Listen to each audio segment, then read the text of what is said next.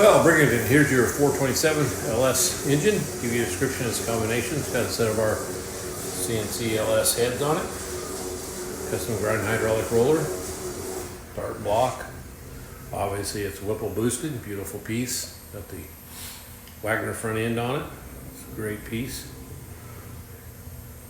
Fuel management, Holley Terminator X. We'll go in there and make a run. See what she does. Stay tuned.